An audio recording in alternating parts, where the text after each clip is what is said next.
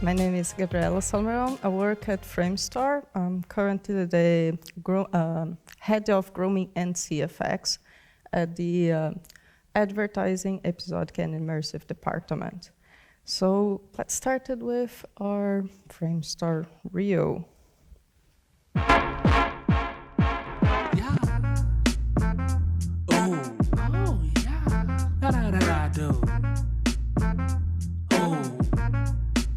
Just watch how I move. Judging by your face, I passed the smell test. You really spitting. Hell yeah.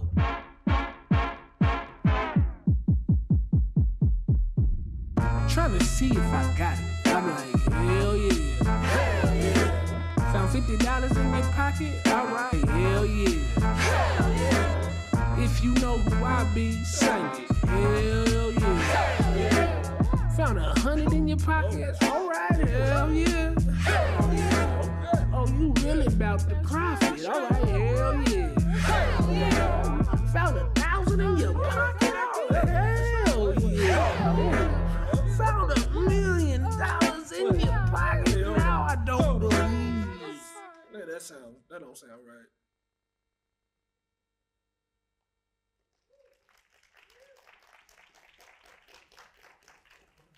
Thank you. And I would like to thank everyone in our Framestore team, because this is actually their work. Like, they produce all of this. I'm just here talking. So Framestore is split into multiple divisions. So the division I work is the advertising, episodic, and immersive. There's also film and episodic. There's also FPS, which is pre-production. There's also design. There's the real-time team. So it's a big company with multiple segments, and what makes us special in a sense is because we use Houdini for creature effects, grooming, lighting, effects, crowd, so everything apart from modeling, rigging, and animation. And we've been using Houdini for creature effects for many, many years, actually since I joined it, like 8 years ago. So we're one of like the pioneers when like creature effects in Houdini was kind of like starting to ramp up, and like the first like grooming nodes were appearing. So I'm kind of like going through all of that process since day one until like nowadays. So it's nice to see how much the tool set evolved over the years. So yeah. And this is some of the episodic works we've done recently. I think the one that I would say like the biggest highlight is Avatar, The Last Airbender, especially for me because I watched like the cartoon when I was a kid, so I have like a bit of a sentimental connection with the show. And when I heard we'll get the chance like to design Momo and Appa, which is like this flying bison, and Momo, which is the lemur, the white one, I was very excited about because yep, it's kind of like designing your cartoon into like the big screen. And nowadays, most of the work we do in creature effects is towards episodic, but we also work in advertising. So another highlight project that we did very recently is the Kellogg's Cornelius. So if you know Kellogg's, you know they have this cockerel. So we got a chance to design it in CG, like kind of a mix of photo real and stylize it. So I guess everyone kind of knows it. I think it should be airing like all over Europe right now. And the last kind of like section we work at is immersive, which is a bit hard to explain, but I will do my best. Imagine you go to Disneyland Paris, to the new Avenger campus they made, and then they have the roller coaster with the interactive screens, so it can kind of like be inside the roller coaster with like Captain Marvel and Iron Man flying around you and all of these immersive experiences. So you are responsible for like designing all of the projections, VRs, interactive screens, and all kind of like cool technology they put together on that. And my division has 4 offices. I'm based in London, but we work very, very closely to New York, Los Angeles, Chicago. It's kind of like a borderless big office. scattered around multiple locations. So an artist can be working on a project in London, but be based in Chicago, and the supervisor is based in New York. So that happens every day. And it works pretty well in general, even though we're very far apart from each other. Framestore also has other offices in Montreal and Australia and some other locations. But the ones that I'll work mostly are those four. And about me, so I love animals, as maybe you can tell that. I was born in a farm in Brazil among horses, so I used to love horse riding. And I always enjoy like being with animals and nature and all of that. And then I studied, you would imagine, you are going to study like veterinary or something like that. Nope, computer science, totally different from that. Then I moved to the big city, studied like a lot of programming and stuff, but I wasn't 100% happy just doing programming because it was not like fulfilling this kind of side, like the artistic and nature side. So when I found like VFX and then I could work with creating like digital animals is where I found like my passion and what drives me to work every day. And let's start with what is creature effects. It might be a very silly question for a lot of people, but actually it's not so simple because creature effects is one of like the newest departments that came through. So like animation, you have like since Toy Story and all of that. But creature effects is kind of recent. It was almost exclusive to like big studios. So a small studio like 10 years ago could rarely afford to do like a full creature effects pass on a character. But nowadays, we need to do on every project. So even smaller studios need to do that. It become like common. So a lot of artists are really specializing on creature effects, and it is becoming a thing. It is getting structure, getting proper tools and support and all of that. So I think it's a crucial like department to have. And a lot of what we do, I like to say that we are the last resource that you have before like rendering, because imagine like you're building a rig and the rig needs to be fast because the animators needs to kind of like play blast things. So once they are on that stage, they cannot be refining every single detail of the character. They need to tell the story first. But once like they bake that animation and it goes to us, we're not like constrained anymore. This needs to be real time. We can afford to be expensive, so we can afford to tweak every little detail of the character after the anime is signed off. So that means we can kind of like run all crazy simulations and kind of like sort out every little detail. And let's say you're into like a client reveal, and then the client comes and look at the final renders, like almost final, because everything is final, and they say, maybe we should tilt his eye a little bit or pull these a little bit. You're not going back to anime. I mean, it's going to be mad. Maybe the rig even not going to support this kind of shape, but then we can go there and we can adjust it.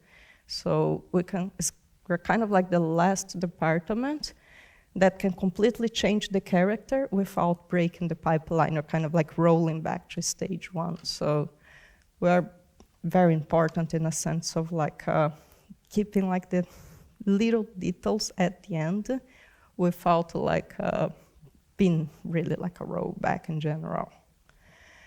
And it's very different from FX. So some people think that, oh, FX and CFX is kind of like both are simulations, both are Houdini and all that. Said yes, not exactly. I mean, usually it's very split apart. Some FX artists can migrate to CFX, but the transition is not always successful. That's because it's a completely different discipline. So the first aspect is the art of invisible. I like to say creature effects is the most ungrateful job on earth, because if you do a very, very, very good job, nobody's going to notice that, because if nobody notices, it means it's good. But if you do a bad job, everyone's going to notice that. So someone's going to say, oh, that character looks a bit weird. He looks CG. Why he moves like that? So it's all about like making your character feels natural. So it takes away like all the stiffness that you get from a rig, and he adds all the secondary motion on it, all the little details, and then it feels alive. So yeah, unless you're doing like a wind simulation or anything like that, most of the time nobody even noticed there's CFX there. And simulation is also part of the acting. And I guess this is where it starts becoming a bit different from FX, because whatever you do on CFX can affect the performance and the expression of the character. So for example, in a lot of cartoons, there's this dramatic effect, and then the character is kind of like looking on the horizon, and then comes this breeze of wind, and then the hair moves, and that's kind of like a tense moment.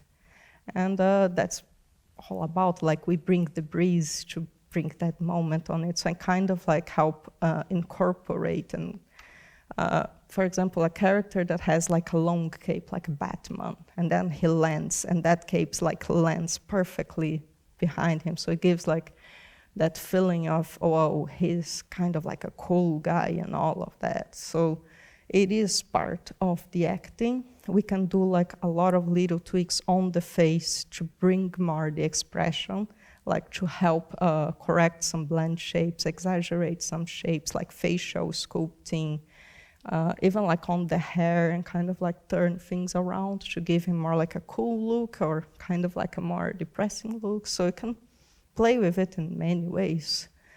And FX is more about like being things accurate and all of that. Is not like the spotlight on it.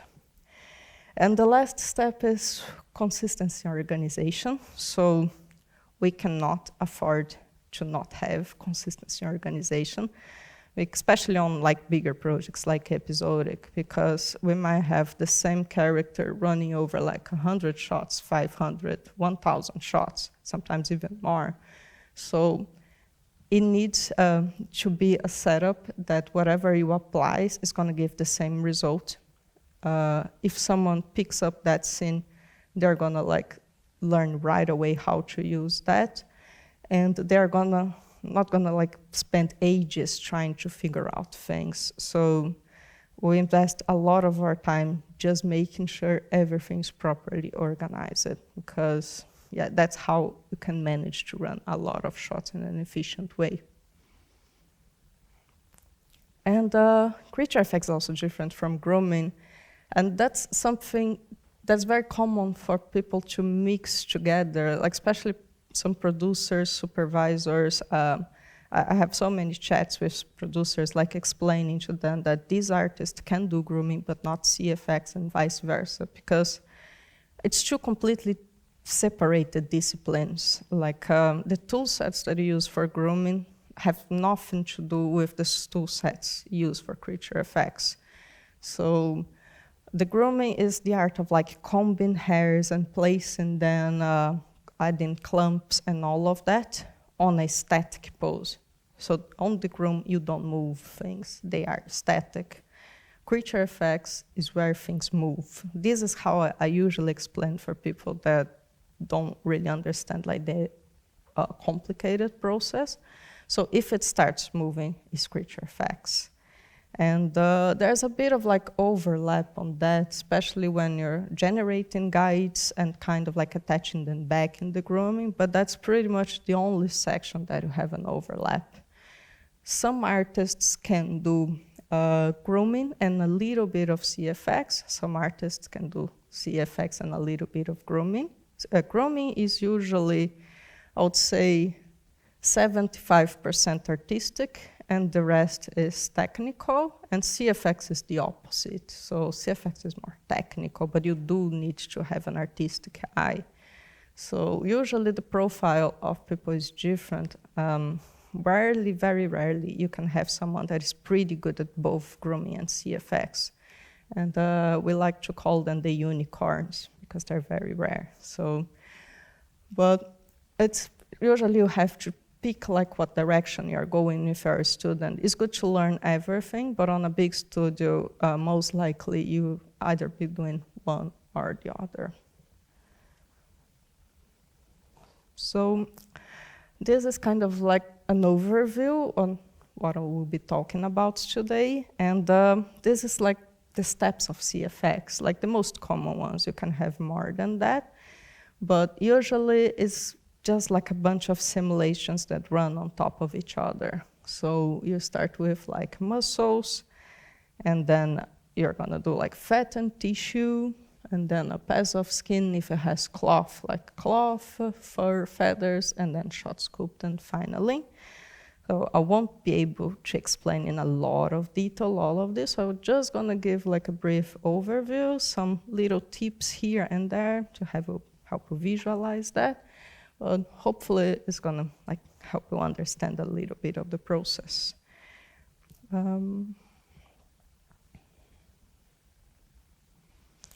So before I start with any simulations, like the cool stuff, there's the boring stuff. So we need to prepare everything before start anything. That is one of the most important stages, and usually bad simulations happens because the preparation of those simulations were not good. So if you have a very good preparation, the chances of your simulation working nicely are much, much higher. So make sure like you're organizing your inputs in a smart way, especially if you have multiple shots. Make sure like you can iterate through different animations and not having like things referencing all the time to different things. So try to concentrate on inputs and make your flow of information go in a smart way. Prepare your geometry, make sure like you start with a nice pose. Sometimes the traditional like A pose is not good enough. You would need like mouth opens, eyes semi-closed. If you have long ears on a dog, for example, you might want to lift that. Sometimes it's good for like quadrupeds to spread their limbs apart, so you get like underneath the arms and the hips like more space, so they don't start like to crunch it. So, and if you have like cloth, make sure it doesn't intersect.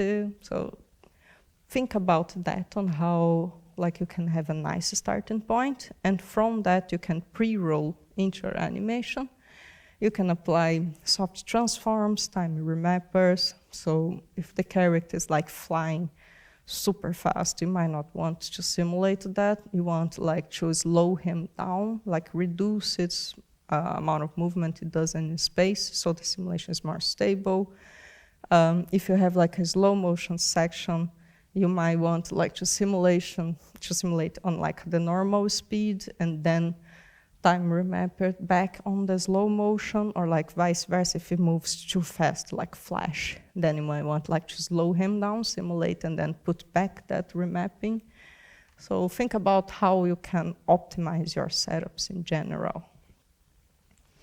And the way we work at Framestore is we use HDAs. We call them OLTL. It's an old school naming for HDA. And everything that you need is contained inside that. So at this point, this is a subnet, and it's going to become an HDA. And this is what we bring on every scene. So when someone starting to work with us, they never start on an empty scene. This doesn't happen. So the first thing they do when they're gonna start a shot or like a setup, they are gonna load our template. So they're gonna press button to build the template. This is gonna bring up options like what you have, like muscles, fat, fur. You select the options, and it assembles like this HDA with everything that we use. So this is our main tool in CFX. It's kind of like 10 years of knowledge stuffed into like a single subnet. So it does everything you might expect a character to do. So it treats like scaling automatic, treat colliders, ground colliders, it does pre-rolls, it does remappers, it publishes things, it deals with variants. It shoots a QC render, it connects to the farm. So all of that comes ready for the artist. So you don't spend time figuring out how to build things. It just comes for you. And then you work on what you need to work, like improving your simulation, making it look good. And from there, like building other things on top. And this is, at first, it can be a little bit of like a learning curve, but after you learn that, you can produce much faster. And the biggest benefit is like in organization, because that means, for example, I'm working on a shot, but then I get sick and then I'm off for a whole week. Someone needs to pick that up. Since every single setup looks the same, they're going to spend maybe an hour and figure out, okay, that's how it works, and they will continue the work. On the past, when we didn't use this, sometimes the person would open the scene, that massive network of nodes everywhere. They say, oh, damn it, what do I do? Maybe I'm going to start over, because that's going to be quicker than trying to use whatever this person set up. And then we'd have someone like reinventing the wheel, like, okay, we've done already a scene, and then you're redoing that from scratch because you're jumping on the project. So that's something that doesn't make sense. So that's why we try to like keep things very under like the template and make sure we are consistent in the way we work. Here's kind of like an overview of our template. So it brings automatically like lights, viewport lights, QC render lights. It brings like all your ROP network, like all of farm connections. So if you want to send something to the farm, you just have one single button, send this to the farm, and it does like all the pipeline processing and complications for you. You bring like a REST caches, and you have your cache prepares, your initial prepares where you deal with pre-rolls, soft transforms, and some other stuffs. And then on the right, you got your, I would call them dynamic modules, which is simulations that you can have. So you have like muscles, fat, skin, sliding. And those modules, you can like add and remove them as you need. And you can kind of like share them among artists. So you can have two people working on the same setup, one working on muscle, the other working on fat. And when you're done, you just like exchange the nodes and everything else connects. So that's very powerful of kind of like splitting the work and also like upgrading your work and doing all of that. And after you've done all your simulations, you go back to final prepare, because CFX is always this rule. You initial prepare, you do your stuff, and you final prepare. And then you initial prepare, you do your stuff, and you final prepare. It's kind of like this cycle every time. And your final prepare is where you like gather your geometries, clean up attributes, making sure everything is going in a very consistent way to lighting. So whenever the lighter is rendered, they're not going to message us, oh, the UVs are broken, the normal is broken, the PREF's broken. So this final prepare is a big sanity checker. It ensures things are going correctly to the end, and that's very important, because if you send something wrong, we might waste like a whole render that can take like a lot of CPUs. So this stage is crucial. And then you have the QC renders, like quality check render, that we always send, so we make sure whatever we are publishing is working. It's kind of like a cheap version of a lighting render. And finally, we publish that through our pipeline, which is fully automated as well. So this is an overview of how we work. So if you would join Framestore tomorrow, you're probably going to see this setup. And here's a quick like glimpse on how the preparing your caches works. So we do unpacking, especially if you're receiving alembics. If you're receiving things from Maya, you need to adjust the scales. You can apply a scene-specific scale. So sometimes a character is going to have different scales across multiple shots. So we deal with these on that stage. So it's all automated. So it doesn't matter if the animator like make him small in one scene, big in another. It's not a problem from us. All the transforms are automated.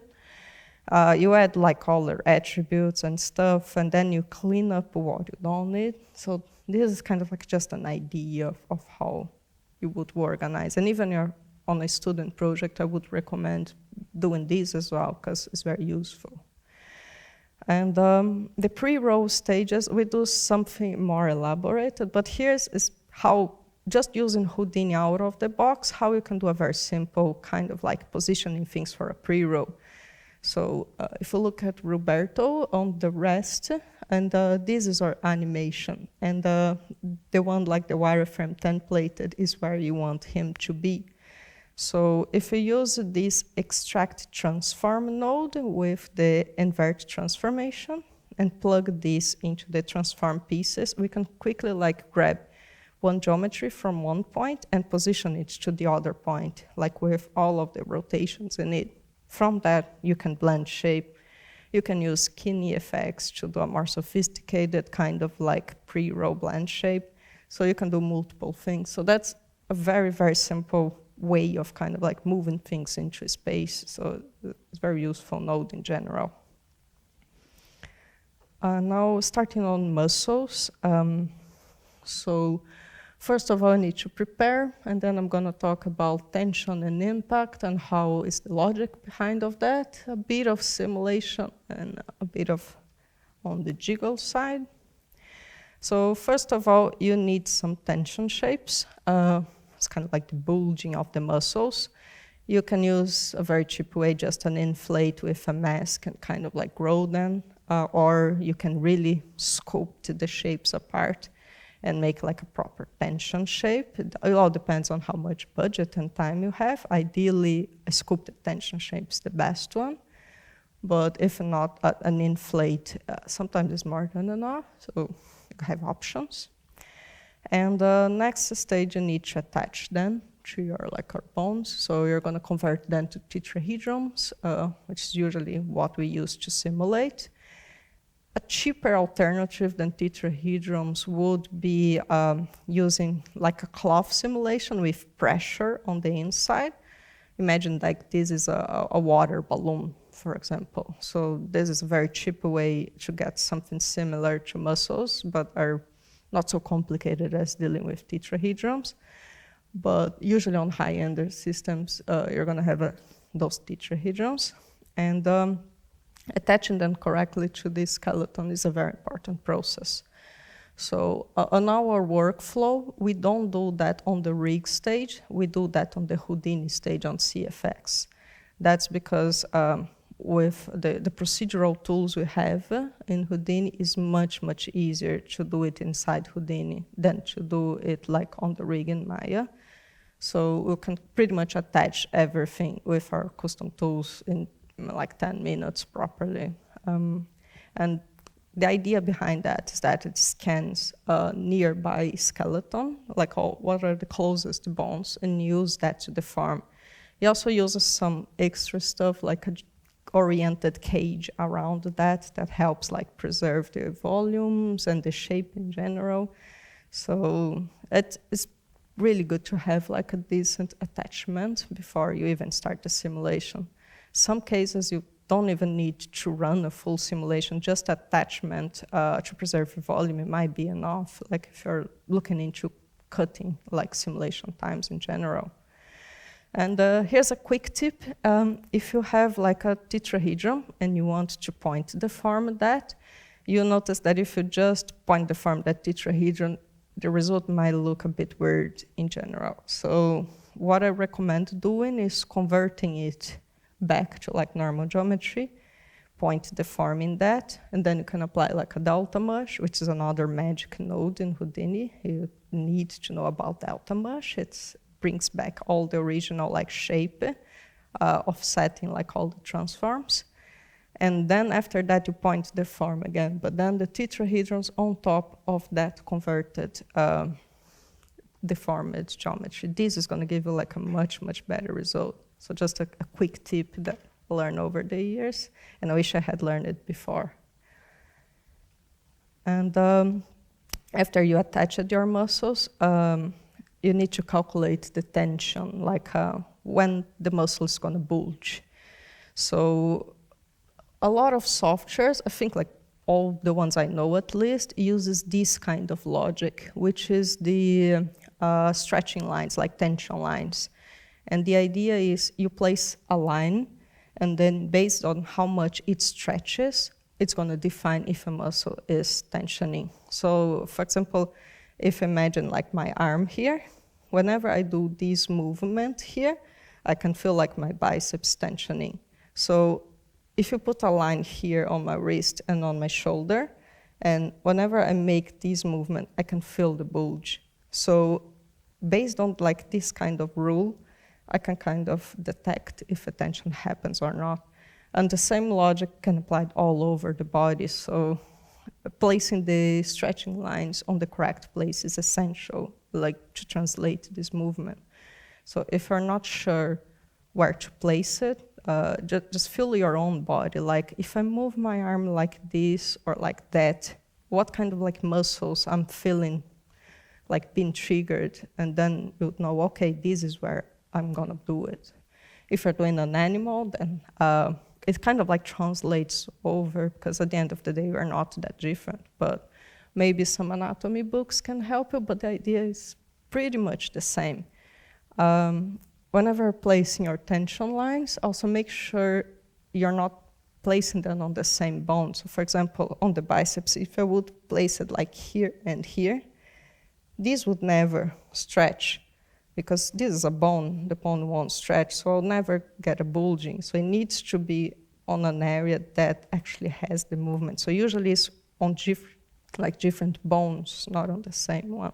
Because sometimes we might be tempted like to put, like for example, the stretching line on, like on this area here and here, but it won't give like the correct result. So yeah, many softwares does this, but usually it's the artist that plays that, and it's the same thing that we use. The impact, so especially like on bigger animals, this is very evident. So whenever, let's say, a horse is walking and they step on the ground, you can kind of like feel that vibration going up the arms and kind of like jiggling around. So we call them the impacts. And little animals, you have less of that, but the big the animal, more you can see it. And the way we calculate an impact is based on like a ground collider or any other collider. And we use the spheres, it's like the impact points, and we detect whatever, like it comes out and in again. So it's this capturing this out and in movement based on like on a set of rules, like how many frames it stay before and after. You can kind of like predict an impact. So this is kind of the logic. And the same thing can be, for example, a character is like punching another character, and then the impact would be like the other character, but you still see it propagating through like the arms. And we can use a custom solver for that. So in Houdini, if you create like a SOP solver, this is kind of like an empty solver where you can write your own solver. Sounds scary, but it's actually quite simple once like you grasp that kind of idea. So a solver is just a way of accessing the previous frame status. So for example, if you're doing like a wet map, like something that passes over and you want like the mask to stay on it, you can just like access the previous frame value here of the contact and add it to the next frame, and then you add to the next frame, and so it goes on. So this is how it works. Any solver is just based on that. So for example, you have the hair solver. It's based like on a spring kind of like formula.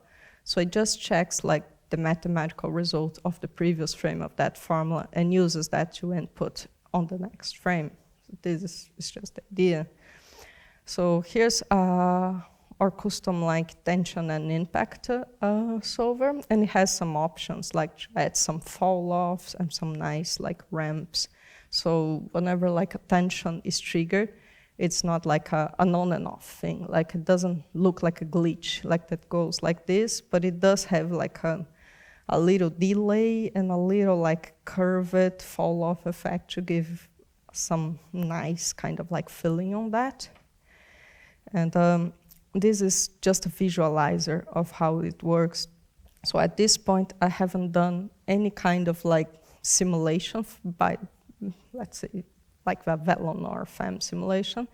It's just attaching all the muscles and calculating when a tension triggers and when an impact triggers. So the red color is when a tension is triggered, and the green color is when an impact is triggering. So before starting a simulation, we always check like, what are your visualizer? Is it doing the right thing? Does it look correct? And this is our starting point for the simulation. And next, you need to prepare things for doing the proper simulation. So this is a custom tool I wrote for it, because whenever you are given attributes to your muscles, usually you want to tweak it, like this muscle is more stiff than that, this has higher damp, a lower damp. And then when you see you have this massive like list of like attributes and muscle names and everything. And it's hard to find where things are, and a bit counterintuitive, especially like all of the muscles names are in Latin, and yeah, let's say memorizing all of that can be a pain. So I created this kind of like shortcut where you can select a muscle and it isolates it on like the display interface, and you can tweak that muscle. And then you select the next one and you can tweak that. So just a little tool to speed up. Like our muscle system has lots of like little tools like that are written on top of Houdini, but I believe like the Houdini native muscle system also have some cool stuff that you can use. And here's the result of the simulation. So we can use multiple solvers on it. You can use Vellon, you can use FEM, you can use third-party plugins. The preparation I've done before will work for literally any solver that you put there. So I'd say like 80% of the work is not on the simulation itself, it's just preparing that. And then once you go into the simulation, chances of getting things right are much higher. So this one, for example, was done in FEM. It's a very powerful solver, can be a bit slow, a bit clumsy to deal with, but in general is very realistic. Vellon, it's less physically accurate, but it's much more simple to work with, and usually it's like the #1 choice of most artists, because you just want to get things quickly out of the door. And you can also use like third-party plugin solvers or like custom in-house solvers that you wrote, then it can go even beyond on what you have.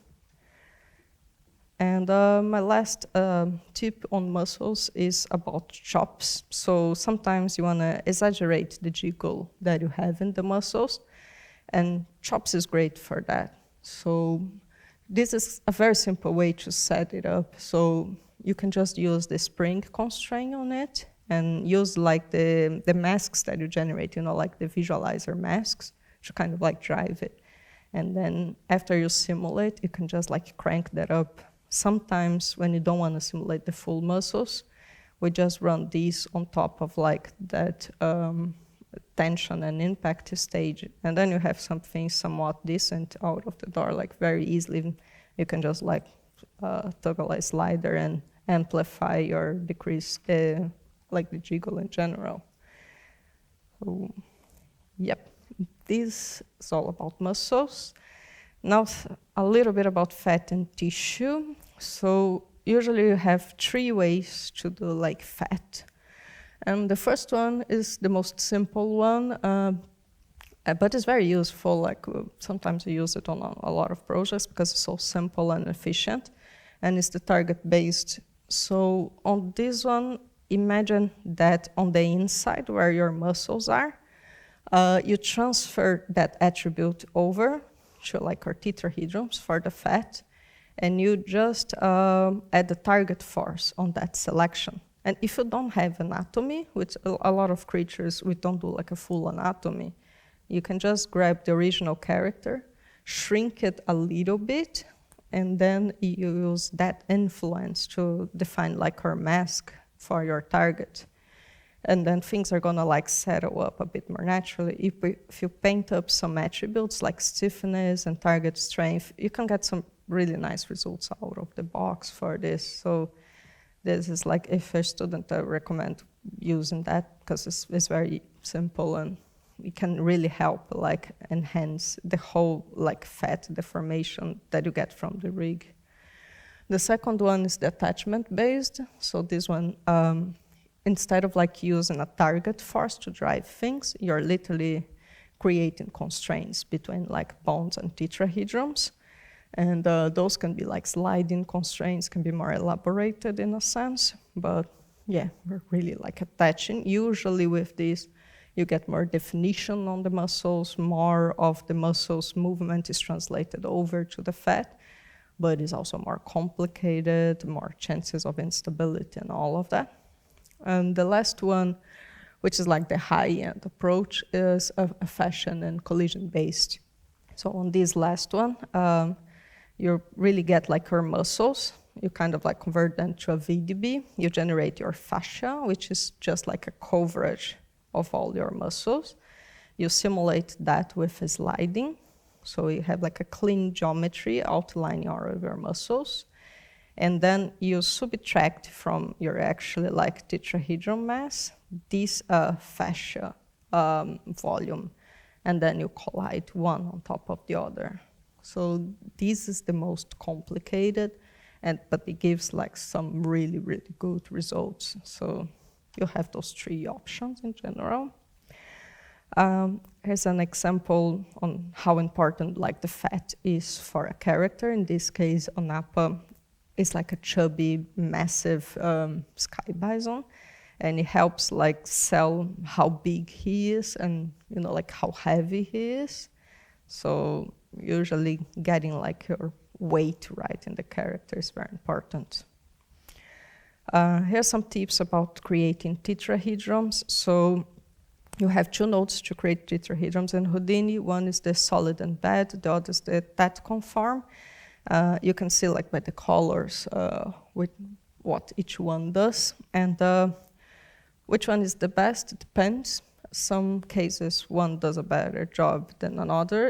It all depends on what you need. So that's why it's good to know and understand their behavior.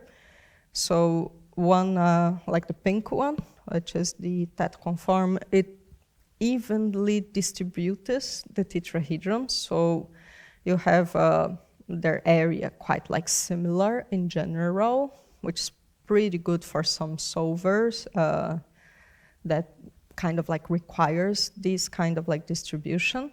The solid and bed tries to be smart and kind of like place small tetrahedrons where it needs to preserve a detail and make them bigger where you don't need to really have detail, which can be very useful for like performance updates. So you have those options.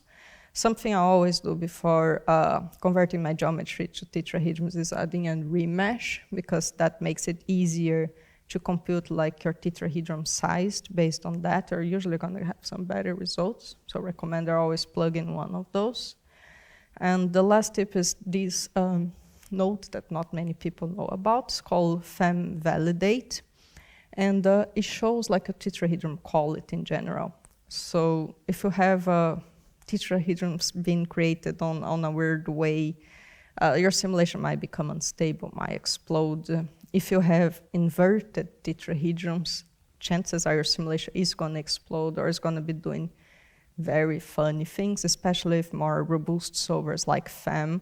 So they're quite picky about like having really well-defined tetrahedrons. So we always recommend checking if you don't have inverted ones. You can kind of like toggle like inversion and isolate and inverted. And usually it's just doing like a little tweak on the resolution. Sometimes you can VDB it in and back to kind of like simplify a bit your shapes, and then you can get rid of them. But just a tip on how to improve like your simulation in general. And here's what I talked about, like using the inferior to like transfer masks for target, for attachments, or to boolean it, so you only have like the negative space of like your tissue for the less like paste and collision kind of approach. So if you're using like tetrahedrons for your muscles, you can kind of like use an attribute transfer to work out of the box. For a skeleton, you might want to like convert it to tetrahedrons or instance some points so you can get the interior of that as well. But this is kind of common process we do on every character. And as I said, if you don't have an anatomy, you can't afford to have muscles and everything. You can shrink the creature itself and use that to drive it. So it's kind of like a mini me inside me that drives the outer shell. It's a very simple way, but very, very effective. You use it on multiple characters. And here's an example of kind of like putting all of these together, and it can really like bring your character to life and make them cutie and wobbly and something you wanna like pick around and kind of pet it. So, yeah. So going to skin. Skin is a really important pass that we add to the characters, because what you get out of the fats sometimes need an extra layer of like making it feel natural. Like the skin sliding and wrinkles kind of like does that. Because especially, for example, if you're animating like a tiger, and you can really see like this sliding happening around the scapula and all of that. And on a simulation that you don't have this skin sliding, it looks off, even though all the muscles and all the fat is moving correctly, it still feels stiff and awkward. So the skin sliding is like essential to kind of like hit that next level. But in my opinion, it's also the most complicated pass, like more complicated than muscles, for example, to get it right. And usually it's very rare for me to see a good skin sliding in general. So I believe it's a very challenging one. So in Houdini, there's an out-of-the-box way to do sliding, which is on the attach constraint. You just toggle sliding rate. But there's the gotcha on that. If you just do this on like a SOP level, and it just creates one time the sliding, you won't get the effect that you want, because it's going to constrain to a point and it's going to slide, but it's never going to slide more than it allows to slide. So the trick is you have to take it into DOPS or like inside the SOP solver and make the constraints being recreated every frame or every subframe. This way it can really like move a little bit and then it creates again and attaches again, and move a little bit and creates again and attaches again. And then you can have like a sliding effect. So this is kind of like a simple way of doing. Now, taming that to get good results can be a little bit of like fine-tuning and painting masks and all of that, but that's something you can pretty much do out of the box, which is great. And wrinkles.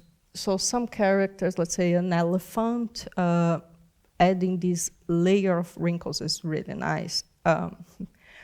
With the fat and like skin sliding, you get naturally wrinkles, but sometimes you need to exaggerate to make it more. So we tend to introduce artificial wrinkles on some situations, and the good thing about that is that you can control, you can paint areas that you want, how big you want, and all of that, without having to tweak every other aspect of your simulation. So you can get a very decent skin sliding, but then it doesn't produce much wrinkles. And then I don't want to change that because the sliding is working so well, but the wrinkles are not. So yeah, artificial wrinkles.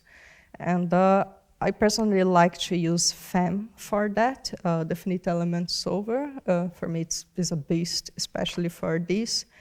And it can really create some fine wrinkles in a nice way. It doesn't jitter, and Vellon jitter. So Vellon is great for other things, but for wrinkles in specific, I think like FEM does a better job. And a very simple way is to use targets. So you're pretty much grabbing like your skin, like your cloth geometry, and targeting it on itself. Sometimes you can expand a little bit the rest to force it to have more wrinkles in specific areas. And as it moves with this target, it's going to generate the wrinkles for you.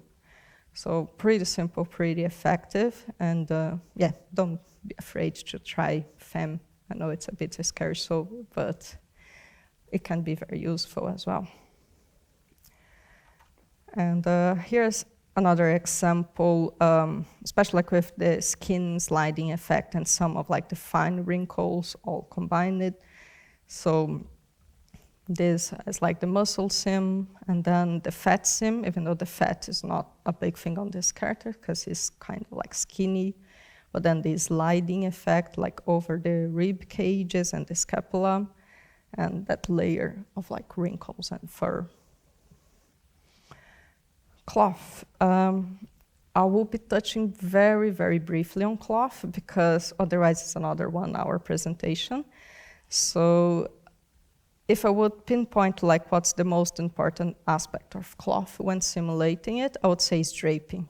So there's a software called Marvelous Designer that I love. I think it does an amazing job.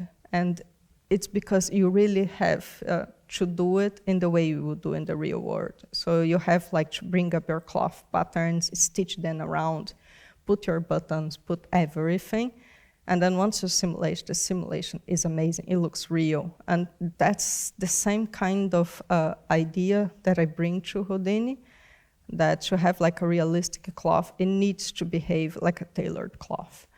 And that means like the less kind of like artificial forces and artificial targets and point deforms you put around, and more you try to keep it into the real world, kind of like movement and behavior, better it's gonna be.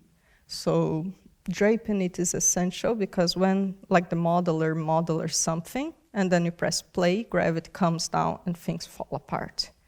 So, and this is what happens. Sometimes the artist tries to fight that and kind of like hold things so the gravity won't bring things down. But then the simulation ends up looking artificial. So what you need to do is like consider the draping when modeling. So whenever you do a play, things are gonna fall apart. Your skirt that once you model it, that seems like it was like on a knee length. Once you press play, it goes up down to the anklers. It might touch the ground because all of the gravity is pulling down. So that means the model needs to be shorter in the first way and not you're trying to compensate it like playing with other things. So this is like my point of view to get some nice simulations. So usually when the modelers like use Marvelous to model it and send to us, usually we get some very nice results out of the box because all of the cloth modeling was done on a realistic environment. And then once you bring it to Houdini and simulate, you can get really good results. But some cases like you're having like some scans for like the digidoubles, this is not possible. So there is a little bit of back and forth to get this kind of like tailored effect nicely. So yeah, I would say that's the part that I usually invest more time on kind of like preparing, because once you get that right and you do like your buttons, your stitchings, everything tends to work nicely. And hair. So for hair, same thing, you need to prepare your stuff, simulate it, and can customize and attach back to the groom. So here's an example of a fur simulation with the wind. So for this character, we developed like a custom wind force that would base it like on 2 channels of wind. So one to dictate more of the direction, the other dictates more of the noise movement. So it feels more natural. And you also have a little bit of wind on the cheeks to give like a bit of like this effect on him. And his creature is massive, so the hair was very, very heavy to do anything with him. But was kind of like a cool one in general to work with. So if I would say like one tip about hair simulation is this one, guide the farm. He's your best friend, because it can work in multiple ways. First one, it can glue your guides to an animated character. And the second way, it can glue your simulated guides back to the groom. So it works on both situations.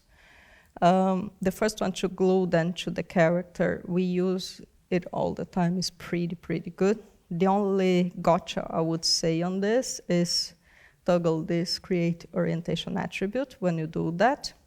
And then on your vellum hair material, disable the option to recalculate your orientation.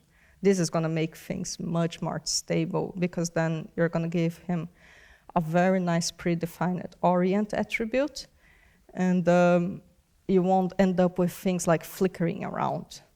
So this is one of the tips that I wish I know when I started that, because it gave me a lot of headache until I figured that out. So, yeah. And the other one, the farmers of like guides back to groom, we have at Framestore our custom one, which is more robust and kind of like does a very good job in general. But the side effects one, I think, is going to get an update, if I'm not mistaken. So hopefully you guys are going to have a pretty powerful deformer as well soon. And here's another example on how further you can go in our hair simulation. So on this one, I'm kind of like interacting the guides with the water. So there is like a flip simulation happening and our guides. And as you go like under the water, the hair there is like mostly stiff, loosen up, and starts like floating around. And there's this kind of like third state that is, it was under the water and now it's over the water, like on the chest, where the hair is kind of like glue to his chest. So it's actually like 3 states on this simulation. So it's the dry state before he enters, the underwater state, which is like floaty and kind of like this, and there's the out of the water, which is kind of like the soaked one, where the fur kind of like glues down and stop moving. So this was a very fun shot to work with, or have like to combine and play with different forces and different like status, merging the 2 solvers. So it was a very fun one. And then here's another example of the same like water interaction, but on a whole other level. So on this one, he's flying to the thunderstorm. There's this heavy rain. He's like smashing through the water. So a lot of like hair simulations with like wet. And he gets to this moment and he goes into the wave and he's underwater. And then Aang is also underwater with the cloth. And then it embraces like the magical effect. So that's a very, very complex shot in CFX, in FX. We had to work very closely together. And I think I'm very happy in general with the results we got on it, because yeah, it was a lot of work to make this look nice.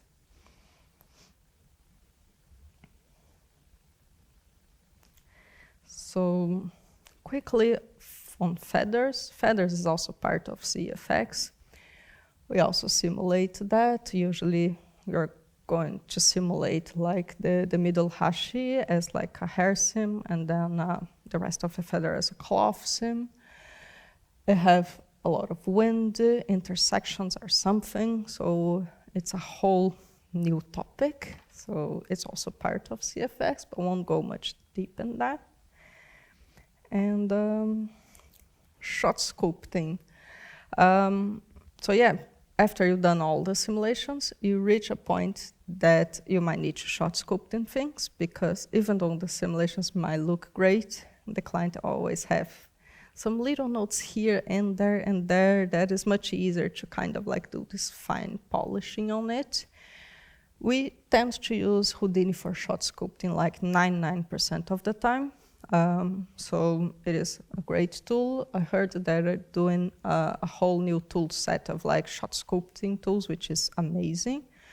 But we've been using the default nodes for a while now, and this edit node is one that I tend to use a lot, but it also has a gotcha, because you might try to use it like out of the box. That's a bit weird, but if you select, like on the top there, the arrow with the little green thing, if you click on that and then click on your handle, you can kind of like select multiple points and move them around more interactively.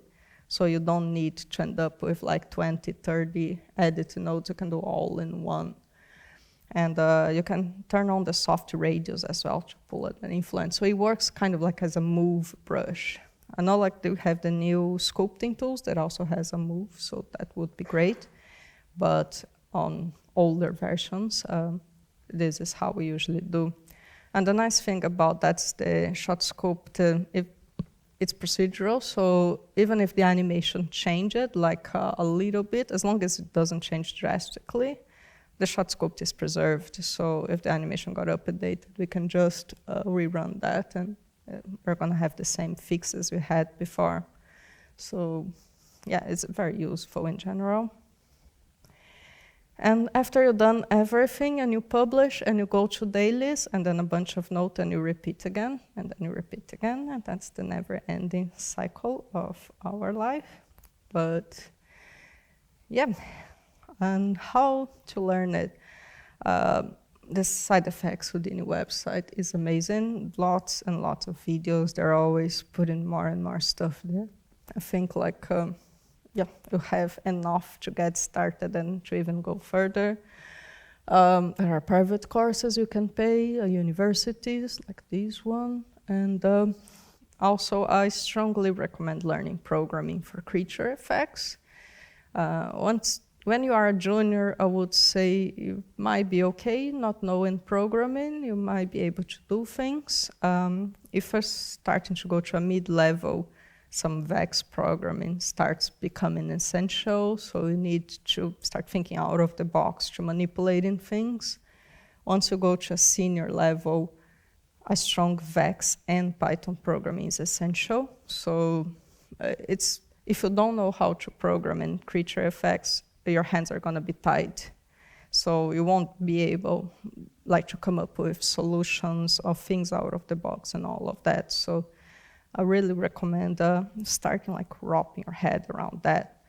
But not only programming, but the artistic part is also good. So watching references, seeing how animal moves, some Nat Geo's documentaries, they're great. Lots of slow motion of how animals move, and you can see the skin, the fur. Go to a zoo. We did last year at Framestore a visit to a veterinary university, and they show us all around. They're doing live dissecations of animals, which is gross, but it was very cool to see all the anatomy underneath. So this kind of study is also useful. So CFX is kind of a blend between the anatomy, the artistic, and also the programming. So very demanding, but don't be afraid. It's pretty cool. I think in general, the learning curve starts quite low, but it gets higher and higher. So you're always going to be challenged. It's never boring. So I think at the end of the day, it's very rewarding. Even though it's the art of invisible, you get to do some cool breaking downs, and that's what we love about it. Oh, yeah. And how do I land on a CFX job? Build your demo, you send it everywhere. That's my tip. Don't send to one or two places, send it literally everywhere, because your chances are going to be much bigger. Make it short, specialized, and just your best. It's totally fine to be under a minute. It can be 40 seconds, as long as it is amazing. So don't add stuff in the middle just to make it longer, but it's not really good, because you're always judged by your worst work in your reel, not your best. So this is something good to keep in mind, and always open up with your best work as well. So this is the tips I can give. And Framestore also has the Launchpad program, which is currently open, which is our internship program. So check our careers website. There are openings on lots of different locations and divisions. See if you fit the requirements. So I really recommend. I find it's an amazing experience, like to spend 2 months working with us. So yeah, check the Launchpad. And that's it for today. Hope you guys have enjoyed that, and thank you.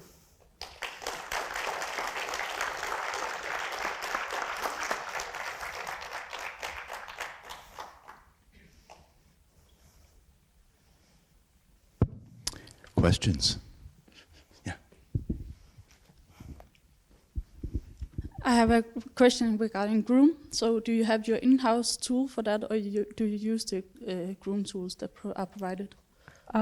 We have some in-house tools, but I'd say most is like native Houdini grooming. So most of our grooming tools are more related to connected to pipeline rather than to actually building the groom.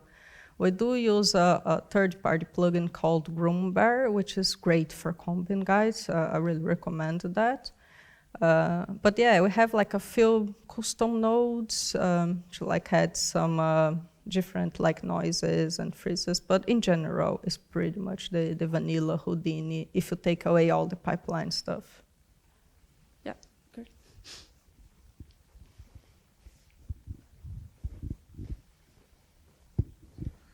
Congratulations, amazing work. Thank you. I have 2 questions. One regarding is, do you consider using MPM maybe for solving muscle, or is nothing here first? And the second one is, you use, or how much of the muscle Houdini nodes you use, or just using the finite element solver and that's it, and the rest are the custom nodes? Yeah, so about NPM, I personally haven't tested that yet, because on big companies, we are always a few versions behind on Houdini, because yeah, it's very difficult to update things. So we just started using Houdini 20 very recently, so I didn't have a chance to go through that yet. And the same for the new muscle tools. So our currently muscle tools are all in-house. So we use Houdini, we use Houdini nodes, but everything that wraps up around that is our own. I haven't, as I said, tested the new ones, so sometimes we can merge things together, but the more in-house we build, the less. And then the solvers, we have the ability to swap through 3 different solvers. So for the same like muscle setup, we can either run like a Vallon or a FEM or like a carbon simulation. So that depends like on the projects, but it's usually like this. Thank you. I haven't seen any case studies of people using NPM for muscles, but definitely the new Houdini muscle system is getting good uptake and people are liking it so far. So, yeah. Thank you for the presentation. It's amazing. I really, really enjoyed it. My question is, how much of the deformation of rigging do you use, or do you blend to it in some situations? And let's say a rigger tries to provide some skin sliding on the scapulas, for example. Is this helping you, or is this problematic for you? To be honest, we just use what comes through the rig, like neck up. So like all the facial blend shapes. Hands we use as well, but everything else is pretty much driven by the skeleton. So like the rigger rigs the skeleton for us and we receive it, and then we build up all the layers. So I would say pretty much everything gets over it. And even with the facial blend shapes, sometimes we run like a facial simulation just to like relax things around. You know, like sometimes the blend shape can stretch or like compress areas. So we run this simulation past to kind of like even out things, like while retaining the shapes. So in some situations we might paint some areas back to anime, like problematic areas, but yeah, the goal is ultimately to replace all of that. So It is useful for animators to see what's going on, but other companies might use it on a different ways, but usually we replace all of this. Thank you. No other questions? Yeah. A bit related, but if you have a creature sculpt that has a lot of like wrinkles and body details added to it, does that fight the skin simulation ever, or do you have to kind of erase it, or do you just communicate to the sculptor to not include that if you're planning on having skin sim anyway for wrinkles? Yeah, that's a very good question. Usually happens a lot with cloth as well. So ideally, we have some different, we call them tech meshes, which are meshes without that much detail. So if you do have fine wrinkles, they might fight against each other, and they might start like self-intersection, or might be like harder to wrap things around, and then you need to go to like a UV wrapping, which with seams might be awkward. So usually for our tech meshes, we prefer to not have the wrinkle details, and then we introduce them into the simulation. Also, to not have like sculpted wrinkles on displacement. Like, it's fine to have small stitches and things like that, but let's say a big wrinkle like that the volume is coming up on the displacement. This is going to fight the simulation, because simulation might wrinkle on the other direction, and then you end up like a cross kind of wrinkle effect. So we ask to remove all of this. But then when you're showing the client, you don't want to show like something smooth and without detail. So we have this kind of like primary meshes that it is what the client sees, what it's approved, like on a turntable, what they see on shots. But then we swap it to this tech mesh, which is kind of like a smoothed out and a bit more simplified. And then we introduce ourselves it. So that's usually the workflow. Thank you. Great presentation, Gabriela. Thanks. Thank you. Excellent work.